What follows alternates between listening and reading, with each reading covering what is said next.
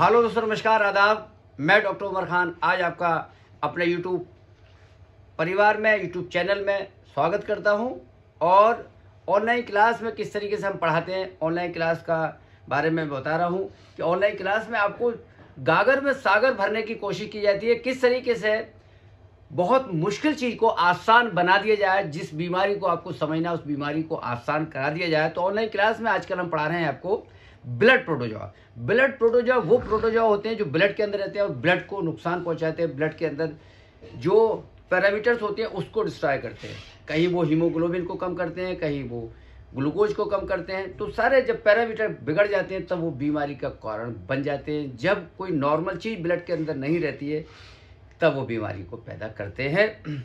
इससे पहले हम आपको पढ़ा चुके, दो पैरासाइट के बारे में बता चुके, दो प्रोटोजोआ के बारे में पढ़ा चुके। पहला प्रोटोजोआ हमने पढ़ाया थाइलेरिया, थाइलेरियोसिस, जो क्रॉस ब्रीड एनिमल्स की खतरनाक बीमारी है। थाइलेरिया हम पढ़ चुके। और दूसरा कौन सा पढ़ाया हमने? एनाप्लाज्मोसिस। थाइलेरिया एनाप्लाज्मोसिस पढ़ा चुके। आज बहुत ही इंपॉर्टेंट हम बीमारी को लेकर आए। उस बीमारी का नाम है बवेसियोसिस। तो आज हम आपको पढ़ाएंगे बवेसिया। 5 मिनट के अंदर बवेसिया कैसे खत्म किया जाए, आखिर बवेसिया होता क्या है। बवेसिया का दूसरा नाम है टिक फीवर, तीसरा नाम है रेड वाटर। रेड वाटर इसलिए है कि इसका खून लाल रंग का होता है, इसलिए इसको रेड वाटर कहते हैं। बवेसिया इसलिए कहते हैं इसको चूंकि बवेसिया प्रोटोजोआ से होता है। और टिक फीवर इसलिए कहते हैं चूंकि टिक जिस पशु पे उपस्थित होते हैं उससे होता है। जो टिक ट्रांसमिटेड डिजीज है, एक पशु से दूसरे पशु को जो चीज़ किल्ली मच्छर होते हैं जब इधर से उधर को काटते हैं तो बीमारी ट्रांसमिट होती है। एक बीमार पशु को जब कोई टिक काटता है, जब दूसरे पशु को वही टिक काटता है तो उसके मुंह के अंदर जो ब्लड होता है, इधर का ब्लड दूसरे पशु में जाता है, स्वस्थ पशु में जाता है। उस ब्लड के अंदर ही ये पैरासाइट बवेसिया रहता है और इंजेक्ट कर देता है सॉरी, और वो बीमारी हो जाती है। वो पैरासाइट उसके अंदर पहुंच जाता है। जब बवेसिया उसके अंदर पहुंच गया तो आखिर करता क्या है, क्यों परेशानी होती है, कि बवेसिया से दिक्कत क्या होती है। तो आज हम आपको बता रहे थे कि बवेसिया क्या करता है। तो बवेसिया को सब पहचान लेते हैं। लाल पेशाब, लाल पेशाब जो होता है कई बीमारी में होता है। आपको जानकर ताजुब होगा, लाल पेशाब सबसे ज़्यादा बवेसिया में मिलता है, बवेसियोसिस में मिलता है, टिक फीवर मिलता है। दूसरा लाल पेशाब मिलता है हाइपोफॉस्फेटेमिया में, जब फास्फोरस की कमी हो जाती है, जिसको पीपीएच कहते हैं। तीसरा मिलता है न्यूट्रिशन डेफिशिएंसी में। और चौथा मिलता है, बताइए काय मिलता है, बच्चा देती है, उसको बोलते हैं फास्फोरस की कमी, हाइपोफॉस्फेटेमिया, पीपीएच। दूसरा काय मिला? रेड वाटर में। तीसरा काय में मिला? बवेसियोसिस में, ये रेड वाटर बवेसियोसिस। और न्यूट्रिशन डेफिशिएंसी में। तो ये जब चीज़ें आपको मिलती है तो कैसे पहचानेंगे कि लाल पेशाब बवेसिया की वजह से, कैसे पहचानेंगे? तो ये आपको आना चाहिए कि लाल पेशाब जो मिलता है वो बवेसिया में। तो बवेसिया की पहचान कैसे करेंगे आप? वो किसी भी पशु में होगा, उसके लिए कोई स्पेसिफिक नहीं है। लेकिन पीपीएच को कैसे पहचानेंगे? वो भैंस में ब्याने के बाद होगा और फीमेल की बीमारी है। रेड वाटर बवेसिया किसी में भी हो सकता है, न्यूट्रिशन डेफिशिएंसी किसी में भी हो सकती है। तो ये चीज़ डिफ्रेंशिएट करना है। और डिफ्रेंशिएट कैसे करना है बवेसिया को? बवेसिया जो करेगा, वो जो लॉस करेगा उसमें कॉफ़ी कलर पेशाब आएगा। इसमें आएगा कॉफ़ी कलर का रंग बवेसियस में, बाकी में लाल रंग आएगा, इसमें कॉफ़ी कलर आता है। ये बड़ी पहचान है, सिरके जैसा कॉफ़ी जैसा रंग होता है, इसीलिए इसको बवेसियोसिस कहते हैं। तो बवेसिया आखिर करता क्या है ब्लड में जाके? इसका फैक्टर क्या है, इसका वेक्टर क्या है? इसका वेक्टर है टिक। टिक के द्वारा फैलने वाली बीमारी है। और टिक सबसे ज़्यादा गर्मियों में पाए जाते हैं। तो सबसे ज़्यादा बीमारी गर्मियों में देखी जाती है, सारे पशुओं में पाई जाती है। इसमें स्पेसिफिक कुछ नहीं है, चाहे भैंस ग्यावन हो, ब्याई हो, चाहे कैसा ही हो, गाय बैल भैंस में सब में पाई जाएगी। तीसरा इसमें मौसम हो गया, हर पशु में मिल गई। आखिर ये टिक करता है क्या बॉडी के अंदर? लाल पेशाब क्यों होता है? इसका नाम है हीमोग्लोबिन यूरिया। हीमोग्लोबिन यूरिन के अंदर आ जाता है, उसके नाम से भी इसको पहचाना जाता है। तो अब हम इसको बता रहे हैं कि आखिर हीमोग्लोबिन आ क्यों जाता है। आज हम आपको इसके बारे में थोड़ा सा बताएंगे, क्योंकि मैं चाहता था कि आपको थोड़ा सा बता दिया जाए। एक वर्ड रहता है हीमोग्लोबिन, इसका नाम ही है हीमोग्लोबिन यूरिया। इसका नाम क्या है? Haemoglobin urea, haemoglobin in urine. तो ये हीमोग्लोबिन जो है, ये हीमोग्लोबिन कहाँ रहता है? हीमोग्लोबिन कहाँ रहता है, इसका घर कौन सा है, इसका घर कौन सा है, किसके अंदर रहता है हीमोग्लोबिन? लोग कहेंगे ब्लड के अंदर रहता है। हीमोग्लोबिन तो ब्लड के अंदर रहती है। अब ब्लड में WBC हैं, RBC हैं, प्लेटलेट्स हैं, तो इनके अंदर रहता है। ये ब्लड में कौन सी सेल्स हैं उसके अंदर रहता है। तो ये RBC के अंदर रहता है, RBC के अंदर रहता है, RBC के अंदर रहता है। RBC क्या करती है? RBC ट्रांसपोर्ट करती है, एक जगह से दूसरी जगह तक घूमती रहती है, इधर से उधर जाती है, हर जगह जाती रहती है RBC। तो हीमोग्लोबिन किसके अंदर रहा? RBC के अंदर। इसका घर क्या हुआ हीमोग्लोबिन का? RBC। ये है RBC। RBC के अंदर हीमोग्लोबिन रहता है। और हीमोग्लोबिन का काम क्या है? हीमोग्लोबिन का वर्क है haemoglobin plus oxygen, O2। Haemoglobin के अंदर ऑक्सीजन जुड़ती है तभी बॉडी के अंदर जाती है। कितना प्रोटेक्ट भगवान ने बनाया, कितनी बढ़िया चीजों को बनाया कि हीमोग्लोबिन किसके अंदर रहता है? RBC के अंदर रहता है। और RBC को रैप्चर करके हर एक चीज चली जाती है। RBC की जो वॉल होती है वो ट्रांसपेरेंट होती है, वो चली जाती है, अलाउ करती है किसके लिए? कि भैया जाओ, ऑक्सीजन जाए और उसमें हीमोग्लोबिन से जुड़ जाए और हर बॉडी के हर पार्ट में जाए। खैर ये बहुत बड़ा टॉपिक हो जाएगा, चूंकि हमें ऑनलाइन में पढ़ाना है। अगर हम इसी के ऊपर बोलने लगे तो इसकी वॉल कैसे बनी होती है, क्या बनी होती है। तो जो हीमोग्लोबिन जो सेल वॉल है, इसकी जो वॉल है, RBC की जो वॉल है, ये फॉस्फोलिपिड से बनी होती है। ये क्या करता है? पैरासाइट।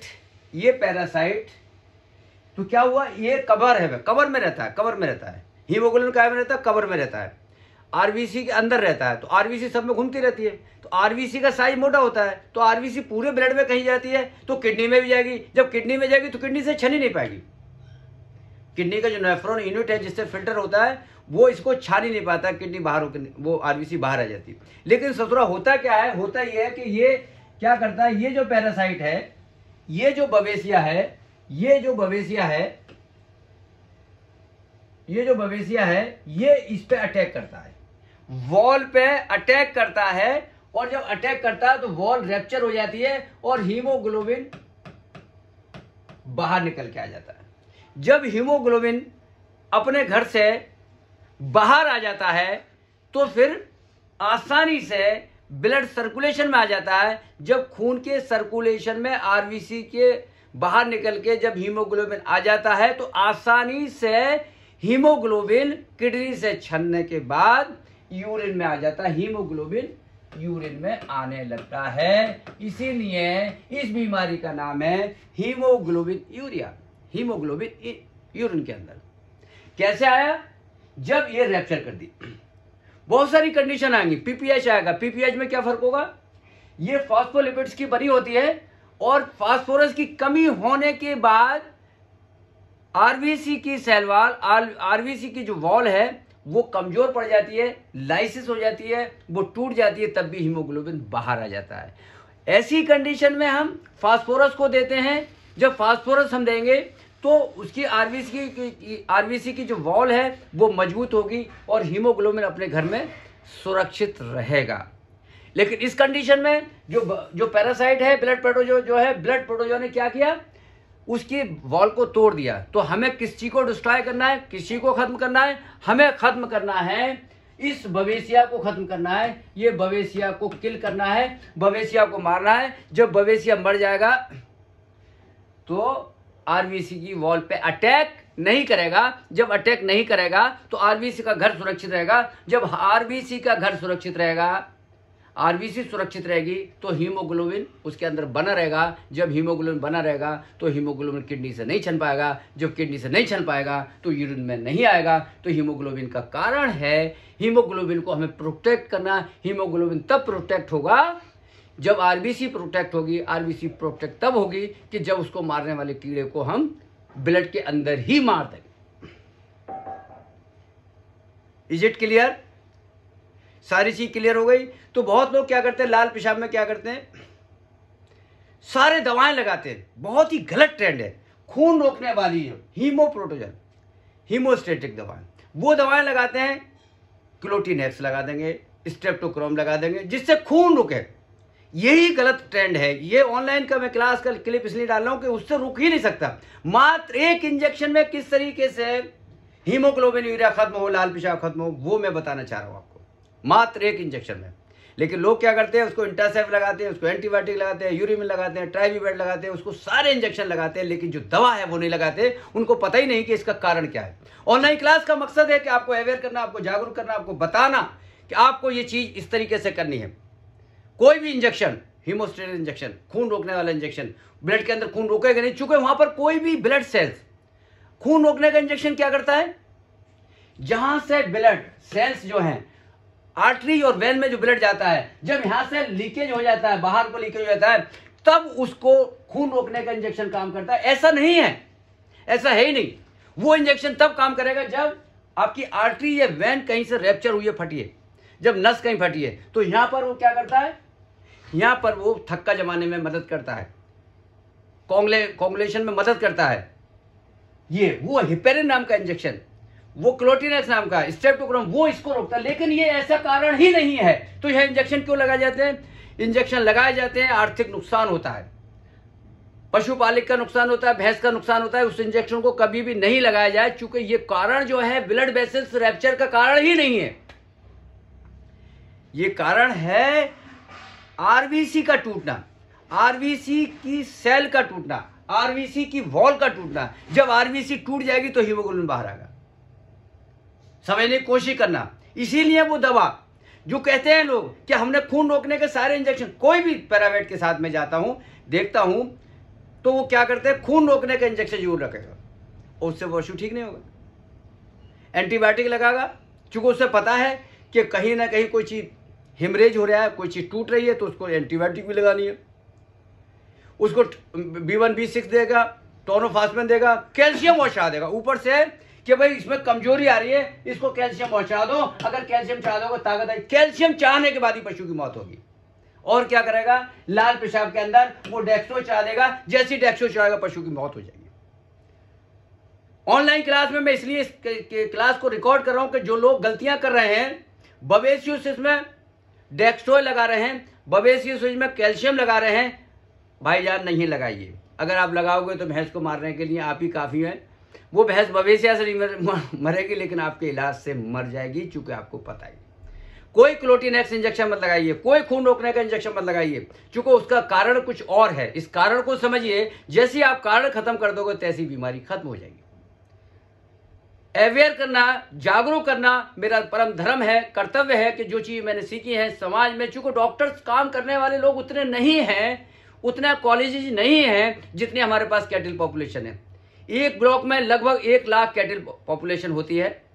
लगभग 1 लाख पे एक डॉक्टर है, कैसे काम होगा? होगा नहीं। जब तक हम एजुकेट नहीं करेंगे, एजुकेशन नहीं पहुंचाएंगे, अपनी नॉलेज नीचे तक नहीं पहुंचाएंगे, पैरावेट्स के द्वारा, पशु मालिक के द्वारा, डेयरी वाले को पता होना चाहिए कि लाल पेशाब का इलाज है। हर आदमी सैनिक, जैसे इसराइल में हर आदमी सैनिक होता है, मेरा उद्देश्य है कि हर आदमी अपनी भैंस का खुद इलाज करे।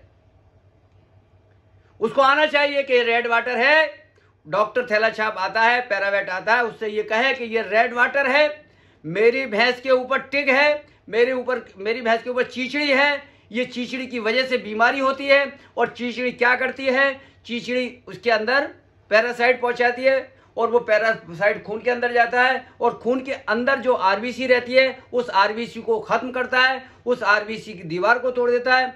आरबीसी के अंदर हीमोग्लोबिन रहता है, हीमोग्लोबिन निकल के बाहर आ जाता है, वो हीमोग्लोबिन किडनी से छन जाता है और पेशाब के अंदर आ जाता है। भाईजान, ये बीमारी, जब किसान ये बात पैरावेट को बताएगा तो पैरावेट उसको गुमराह नहीं कर पाएगा। इसका इलाज क्या होता है? बहुत ही सिंपल इलाज है। आज हम बता रहे थे आपको बवेसियोसिस। बवेसिया ये बहुत ही बड़ा टॉपिक है। अगर इस पर मैं बोलूं तो कई घंटे तक बोल सकता हूं, कई दिन तक बोल सकता हूं, क्योंकि मैंने इसके ऊपर बहुत सारा काम किया है। पिछले 25 साल में निचोड़ है मेरा। गलघोटू पे मैंने बहुत काम किया। हर उस बीमारी पे मेरे द्वारा काम किया गया जो बीमारी सबसे ज्यादा पशु में होती है, मैंने उसकी आखिर तक पहुंचा, और ये पहुंचा कि इसका इलाज आखिर है क्या, इसका ऐसा स्पेशल एक इंजेक्शन में कैसे हम ठीक करें। मैं जितने भी रेड वाटर होते हैं उसको एक इंजेक्शन में ठीक करता हूं, और एक बार भी पशु ठीक हो जाता है, दोबारा ठीक नहीं होता, दोबारा इंजेक्शन लगाने की जरूरत नहीं पड़ती। तो आज मैं बताना चाह रहा हूं कि आखिर ये बवेसिया है क्या। तो आपको मैंने ये बताया कि आखिर ये लाल पेशाब आता क्यों है।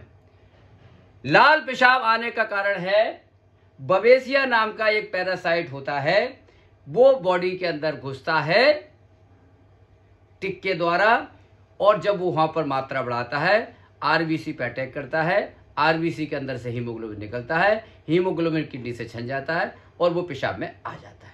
ये हो गया पूरी परिभाषा इसकी। अब इसको हम किताब के रूप में कैसे पढ़ाएंगे, इसका इलाज कैसे करेंगे, जब हीमोग्लोबिन निकल जाएगा तो उसके लक्षण क्या आएंगे, क्या क्या करना चाहिए, क्या क्या नहीं करना चाहिए, ये मैं अब आपको बताना चाह रहा हूं। ये मैं निचोड़ बताता हूं। मैं अभी बरेली गया, तमाम लोग मुझसे मिलने लगे, इतने लोगों ने सेल्फी ली, मैं आपको बता भी नहीं सकता।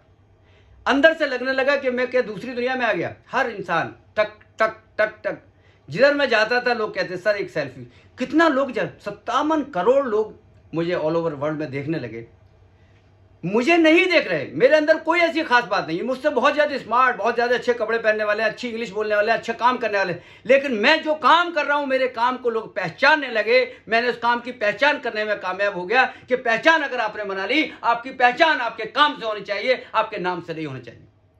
किसी ने ये नहीं कहा डॉक्टर खान अच्छा आदमी नहीं है। मैंने कहा कि डॉक्टर खान अच्छा आदमी है नहीं है, वो अच्छे काम जब करेगा तो अच्छा आदमी होगा। आपको अपने हमेशा अच्छे काम करते रहना चाहिए। जो आलोचना करने वाले लोग हैं, आलोचना तो लोग भगवान की भी करते हैं। अगर वो बारिश करता है तो 2% लोग ऐसे हैं कि तूने बारिश क्यों कर दी, चूंकि उसने कल ही पानी लगाया था, आज ज्यादा पानी से उसकी फसल बर्बाद होगी। जब भगवान को लोग नहीं छोड़ते तो उमर खान को कहां से छोड़ेंगे, किसी भी खान को क्यों छोड़ेंगे, किसी भी सिंह को क्यों छोड़ेंगे, किसी भी पंडित को क्यों छोड़ेंगे। हमारा उद्देश्य है लोगों के पास सही मैसेज ले जाना, सही जानकारी ले जाना, सटीक जानकारी ले जाना। अब लोग बहुत सारे परेशान इसलिए हैं कि मैं लोगों को व्हाट्सएप पे जवाब नहीं देता। कहां से जवाब दूंगा, क्या कर सकता हूं मैं, एक अकेला आदमी, मेरे पास कोई असिस्टेंट नहीं है, किस किस के फोन उठाऊंगा, किस किस को व्हाट्सएप पे करूंगा। जिसको मैं समझ पाता हूं करने का उसको मैं जवाब देता हूं, उसको मैं कर देता हूं। मेरे बस की बात नहीं है कि 57 करोड़ लोगों को मैं व्हाट्सएप पे जवाब दूं, उनके फोन अटेंड करूं। लेकिन जो भी मुझे लगता है कि ये पशु ठीक हो सकता है, ये बिल्कुल ठीक हो सकता है, उसका मैं जवाब भी देता हूं, उसको मैं इलाज भी बताता हूं और उसमें मैं कामयाब हूं। अब हम आपको बता रहे हैं ऑनलाइन क्लास का जो निचोड़ है, वो निचोड़ है आपको ज्ञान देना। वो कौन सा ज्ञान, अब हम आपको बता रहे हैं कि ये है क्या। ये इसका नाम है बवेसियोसिस रेड वाटर टिक फीवर। हम इसको इतना हिंदी में बताते हैं, इतना कॉमन कर दिया है कि लोग, ताकि जो ज्ञान गांव के लोग हैं जो यूट्यूब को बहुत ज्यादा देखते हैं, वो यूट्यूब पे पशु को देखें, वो यूट्यूब पे पशु की बीमारी को देखें, वो उसके इलाज को देखें। यूट्यूब पे तो लोग कॉमेडी देखते हैं, लोग क्रिकेट देखते हैं। मैं चाहता हूं हर घर में यूट्यूब पे देखा जाए वेटरनरी साइंस को, कि किस तरीके से अपने पशु को सुरक्षित रख सकते हो, किस तरीके से अपने पशु को दूध बढ़ा सकते हो, किस तरीके से बांझपन को दूर कर सकते हो, किस तरीके से लवारों की मृत्यु दर को शून्य कर सकते हो। मेरा मिशन ये है, मेरा उद्देश्य ये है कि हर घर में मोबाइल के ऊपर वेटनरी साइंस को देखा जाए। ये देखा जाए कौन सी गाय कितना दूध देती है, कौन सी भैंस के अंदर फैट ज्यादा होता है, भेड़ पालने से क्या फायदे हैं, बकरी पालने से क्या फायदे हैं, कुत्ता पालने से क्या फायदे हैं, आखिर हम इनको क्या खिलाएं जिससे ये बीमार ना हो। हर बंदा जिसके घर में 4 भैंसें हैं, उसकी भैंसों की जानकारी होनी चाहिए। हमारा मिशन है कि लोग समझें, जानें, सीखें। जब क्रिकेट की बॉल को लोग नहीं जानते, लेकिन क्रिकेट इतना लोकप्रिय हो गया, हर आदमी क्रिकेट देखता है, तो हम ये जानते हैं जिसको जो चीज पशु आपके बारे घर में रहता है, उस पशु की जानकारी आपको होना अति आवश्यक है। इसीलिए हम लेक्चर को, जो लेक्चर है उससे रोचक बनाते हैं, व्हाट्सएप पे डालते हैं, यूट्यूब पे डालते हैं, शॉर्ट्स बनाते हैं, ताकि आपके अंदर देखने की ललक पैदा हो। और ललक ऐसी पैदा हुई, आपका चैनल एक ऐसा चैनल पहुंच गया 57 करोड़, 11 लाख के अगेंस्ट में 57 करोड़ व्यूवर्स होना, ये अपने आप में बहुत बड़ी बात है। जिनके 50 लाख सब्सक्राइबर है, उनके 57 करोड़ नहीं है। मैं देख रहा था कल, डॉक्टर जाकिर खान को देख रहा था, 7 करोड़ हैं उनके, 7 लाख हैं, लेकिन वो हमारे बराबर के आसपास ही उनके व्यूवर्स है। 7 लाख के अगेंस्ट में, 70 लाख के अगेंस्ट में हमारे 10 ही लाख हैं। इसका मतलब लोग देखना चाहते हैं, लोग चाहते हैं कि चीजों को समझा जाए, जाना जाए। उनके पास प्लेटफॉर्म की कमी है। मैं उन लोग प्रोफेसर्स के लिए भी, उन डॉक्टर्स के लिए भी यह आश्वासन देना चाहता हूं, ये बात बताना चाहता हूं कि वो लोग भी आए और अपनी भाषा में, अपने तरीके से लोगों को समझाएं, लोगों को ज्ञान दें, ताकि पशुपालन का फायदा हो सके, पशुपालन बढ़ सके, आगे बढ़ जाए। तो अब मैं बता रहा था आपको बवेसिया। बवेसिया। इसका कारण है बवेसिया पैरासाइट। बवेसिया की कई स्पीसीज हैं जो इस पर अटैक डालती है, उसके झमेले में नहीं पड़ना, क्योंकि हमें अगर उसके झमेले में पड़ गए फिर ये बहुत लंबा लेक्चर हो जाएगा। बवेसिया नाम का एक पैरासाइट होता है जो ब्लड में रहता है। एक पशु से जब दूसरे पशु को काटा जाता है, वो जो चीचड़ी होती है वो वहाँ उसे लेके आती है और वो ब्लड के अंदर प्रवेश कर देती है, और जब ब्लड के अंदर उसका प्रवेश हो जाता है वो आरबीसी पे अटैक करता है। बवेसिया कौन कौन से पशु है जो इसमें भाग देंगे? गाय, भैंस, भेड़, बकरी, सुअर, लगभग सब ब्रीड के। और खास बात इसमें हर एक एज के, एज बार नहीं है, सभी एज के, एज ग्रुप, सभी आयु के पशु इसमें इफेक्टेड होंगे। सेक्स, दोनों सेक्स के, मेल और फीमेल भी होंगे। ये मैं इसलिए बता रहा हूं कि अगर कोई भैंस को रेड वाटर हो जाए ब्याने के बाद तो आप कंफ्यूज ना हो जाएं, क्योंकि वो बीमारी होगी PPH, post parturient haemoglobin urea. हर एक सेक्स का, हर एक एज का पशु इसमें इफेक्टेड होगा। हर एक पशु में ये बीमारी होती है, ये आप लगा लें। गाय, भैंस, भेड़, बकरी, सुअर, कुत्ते हैं, और घोड़े में भी बवेसियोसिस देखी जाती है, खूब होती है। घोड़ा यहाँ लिखा नहीं है, क्यों नहीं लिखा पता नहीं। घोड़े में भी ये बीमारी पाई जाती है, मतलब कॉमनली बीमारी है, खूब देखी जाती है, खूब पाई जाती है। इस बीमारी को खूब देखा जाता है, इसलिए मैं इस पर बहुत धमाकेदार लेक्चर दे रहा हूँ, बहुत एनर्जी के साथ दे रहा हूँ। इसको मैंने बचा के रखा था कि ताकि आप चीज़ों को समझ पाए। लक्षण, इसके लक्षण में बहुत ज़्यादा परेशान होने की जरूरत नहीं है, लेकिन इसका आज मैं कैसा निचोड़ बताऊंगा। फीवर सभी में होता है, तेज फीवर सभी में होता है। तेज फीवर HS में भी होगा, तेज फीवर वायरल में भी होगा, और तेज फीवर बवेसिया। तो कैसे पहचानोगे ये तेज फीवर जो आया है? ये तेज फीवर का कारण बवेसिया रेड वाटर अगर नहीं हुआ है, रेड वाटर तो फीवर के तीसरे दिन आएगा, दूसरे दिन आएगा। पहले दिन का जो लक्षण है वो तेज बुखार होगा। तो ये अगर आपने पहचान लिया कि तेज बुखार का मतलब है कि ये प्रोटोजोआ का इन्फेक्शन है और बवेसिया इसके अंदर घुस गया है, ये 2 दिन के बाद लाल पेशाब करेगी। अगर ये बात किसान को आपने अवगत करा दी, बता दी, तो आपसे बड़ा डॉक्टर कोई नहीं होगा। आप उससे कहोगे कल के बाद अगर तूने इसका इलाज नहीं कराया, महंगा वाला थोड़ा सा, तो ये कल को लाल पेशाब करेगी, परसों को लाल पेशाब करेगी, और कल परसों को लाल पेशाब करेगी, तो तेरी क्रेडिबिलिटी बढ़ जाएगी। यार वो डॉक्टर तो बीमारी आने से पहले ये बता देता है, बीमारी आने से पहले ये कह देता है कि लाल पेशाब आने वाला है। कैसे बताओगे तेज बुखार बवेसिया का है? ये बताने के लिए आपको पता होना चाहिए कि जो पशु है वो उसके ऊपर टिक्स हैं। ये बताओगे गर्मी का सीजन है, गर्मी के सीजन में तेज बुखार है और उसके शरीर के ऊपर जू चीची किल्ली दिखाई दे रही है, और साथ में 108 फीवर है, तो आप ये मान के चलो ये जो तेज बुखार है ये तेज बुखार है बवेसिया का है ही। पर अगर समझदार आदमी हो आप, है ही पर बवेसिया का इलाज कर दोगे, वो लाल पेशाब नहीं करेगी।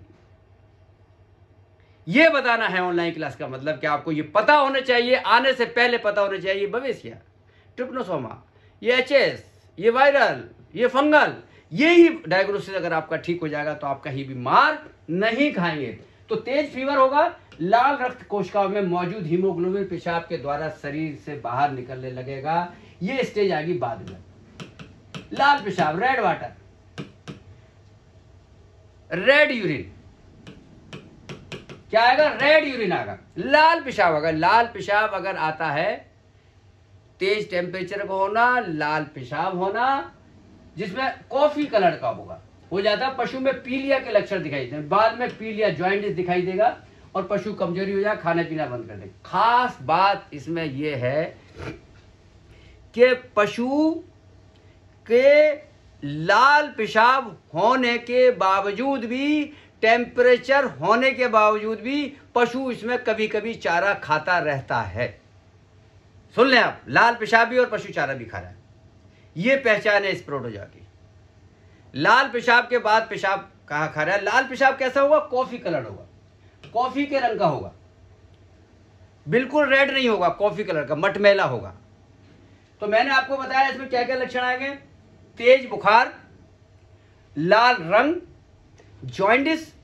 जॉइंडिस क्यों होगा, पीलिया क्यों होगा, जब हीमोग्लोबिन बॉडी के अंदर से निकल जाएगा, जब हीमोग्लोबिन निकल जाएगा तो वो पीलिया हो जाएगा।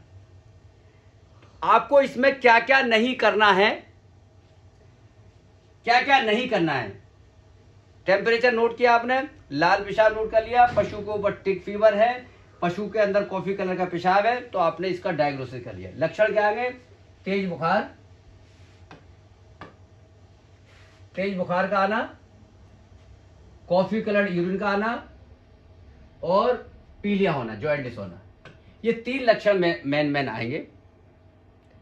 अब डायग्नोसिस कैसे करोगे आप, लक्षणों के आधार पर। तेज बुखार है, पीलिया है, लाल पेशाब है, पशु कमजोर हो गया, पशु ने चारा खाना छोड़ दिया, तो और पशु की बॉडी के ऊपर टिक फीवर है, पशु को आपने पहचान लिया, डायग्नोसिस हो गया।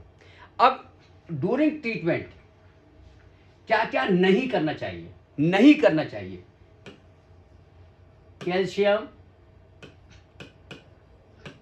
डेक्सट्रोज,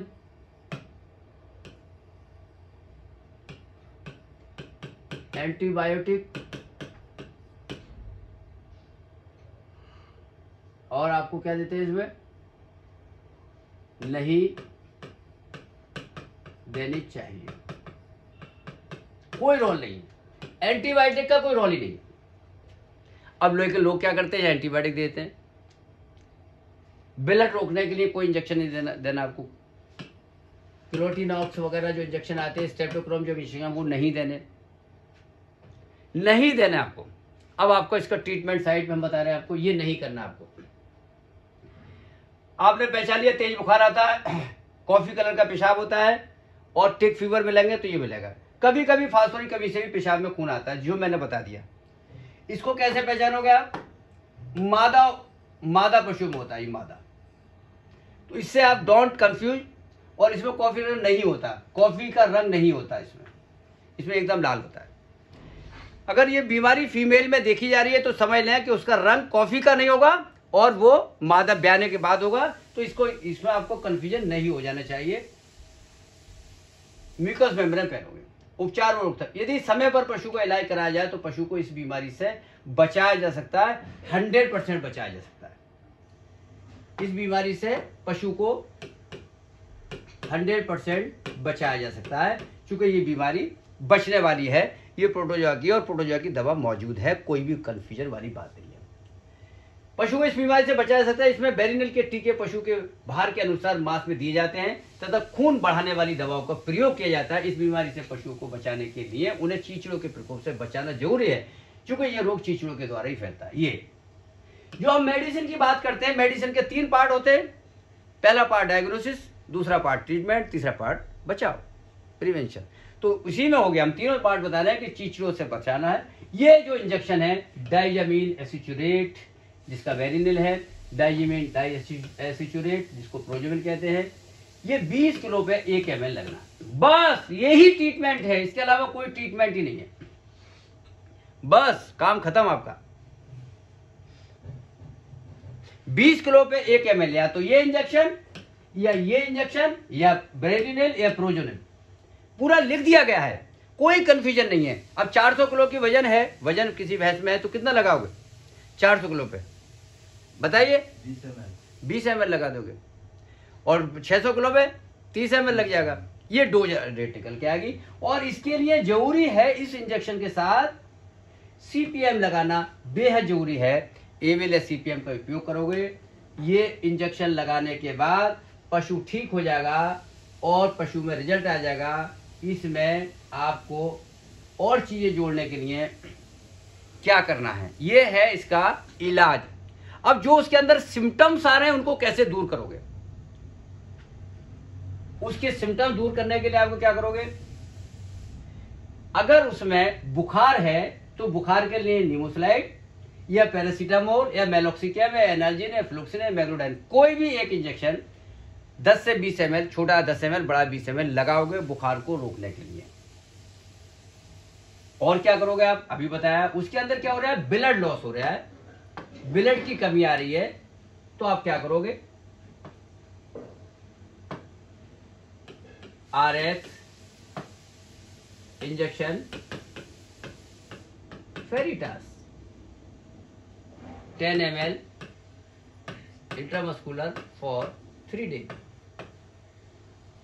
खून रोकने के लिए। बोलस फेरिटास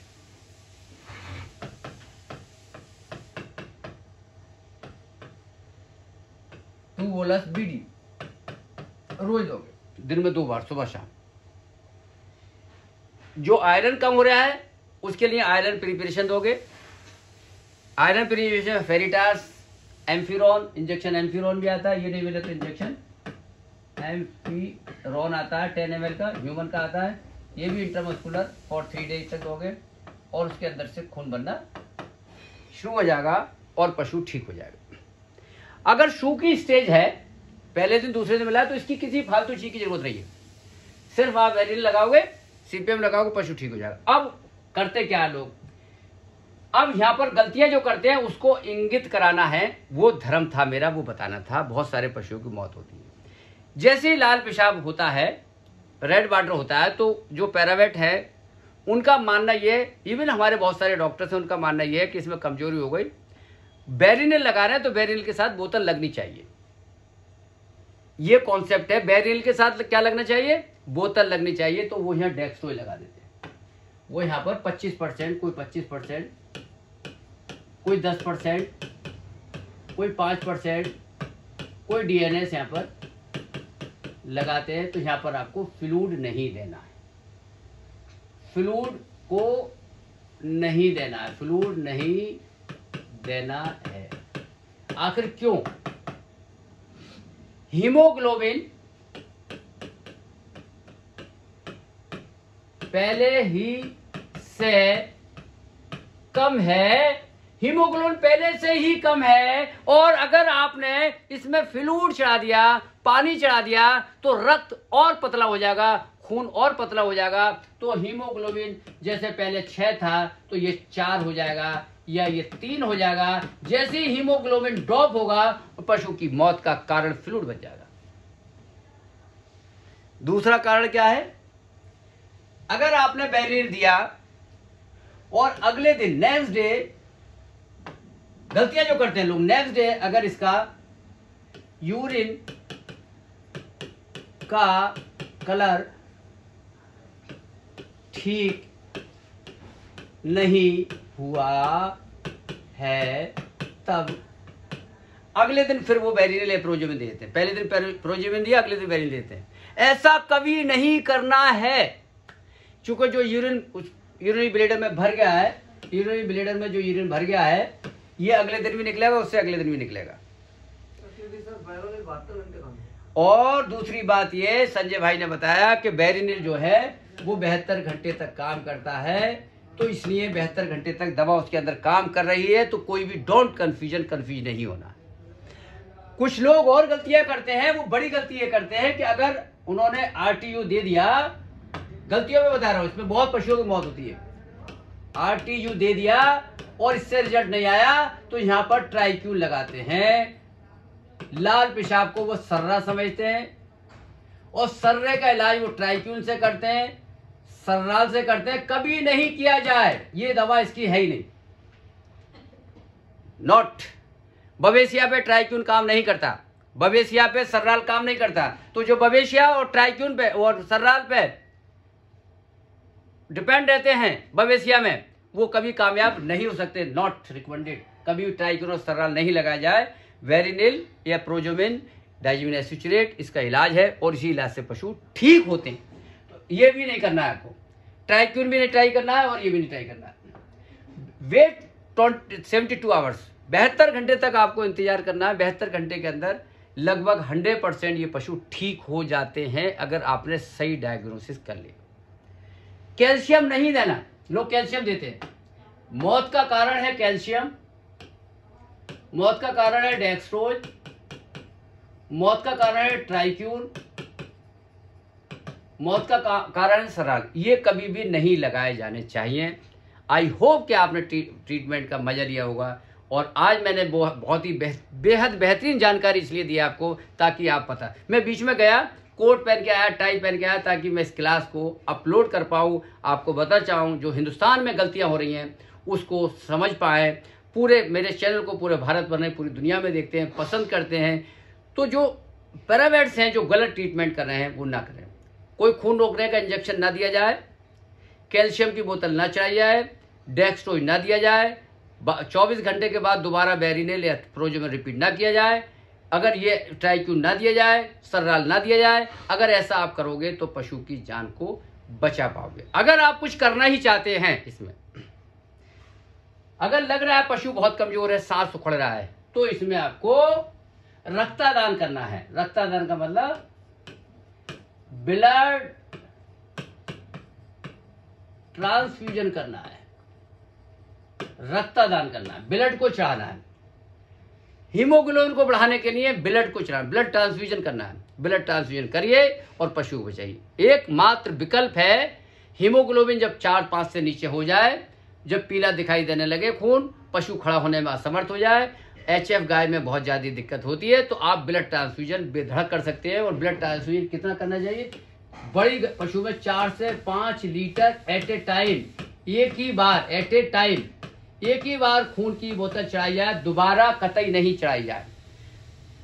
कैसे ब्लड ट्रांसफ्यूजन होता है, कैसे करते हैं, हमारे बहुत सारे लेक्चर पड़े हुए हैं। फिर एक और बढ़िया लेक्चर हम ब्लड ट्रांसफ्यूजन में डाल देंगे। आई होप कि जो लोग भी ऑनलाइन क्लास में जुड़े हैं, हजारों लोगों ने फ़ायदा उठाया है और हजारों लोग एक दूसरे को बताते हैं। ये एक चिंगारी है, जैसे एक चिंगारी जल के पूरे गांव में फैल जाती है, पूरे समाज में फैल जाती है। बुराई को फैलाना बहुत आसान काम है, अच्छाई को फैलाना बहुत मुश्किल काम है। एक बुजुर्ग थे, वो किसी गांव में जाकर रुके, बहुत बड़े ज्ञानी थे, ज्ञाता थे। वो किसी गांव में जाकर रुके रात को, बहुत लोगों ने सेवा करी, बेहद ज़्यादा उनकी सेवा करी, उनके अनुयायी थे, उनके फॉलोवर थे, खूब खातिर करी। तो सुबह को उठे और सुबह को जब जाने लगे तो लोगों को आशीर्वाद दिया कि तुम बिखर जाओ, तुम बर्बाद हो जाओ, तुम उजड़ जाओ, यहाँ से इधर उधर फैल जाओ, भाग जाओ, बर्बाद हो जाओ, उजड़ जाओ।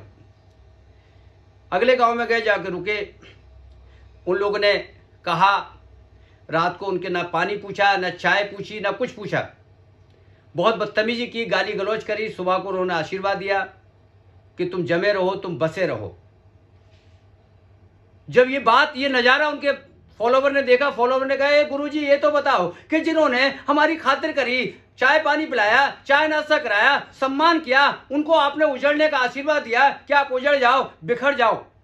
और जिन्होंने हमें चाय पानी को नहीं पूछा, अच्छा व्यवहार नहीं था, वो ठीक नहीं थे, और उनके लिए आपने ये मिसाल कायम कर दी, कहा तुम जमे रहो, बसे रहो, यहीं बने रहो। आपके आशीर्वाद ऐसा आखिर क्यों दिया? बोले तुम इसको नहीं समझोगे।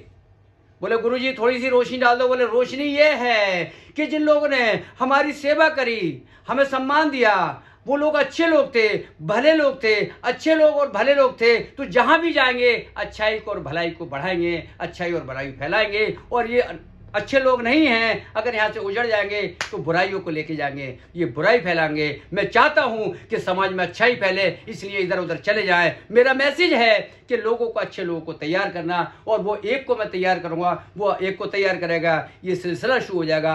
आज के बाद किसी की भैंस भी, किसी की गाय भी, किसी का पशु भी रेड वाटर में नहीं मरे, यही मेरा उद्देश्य है। इसी के साथ मैं विदा लेता हूँ, अगले टॉपिक के साथ फिर मिलते हैं। बहुत बहुत शुक्रिया, थैंक यू, धन्यवाद, आदाब। कैसा रहा एनर्जी?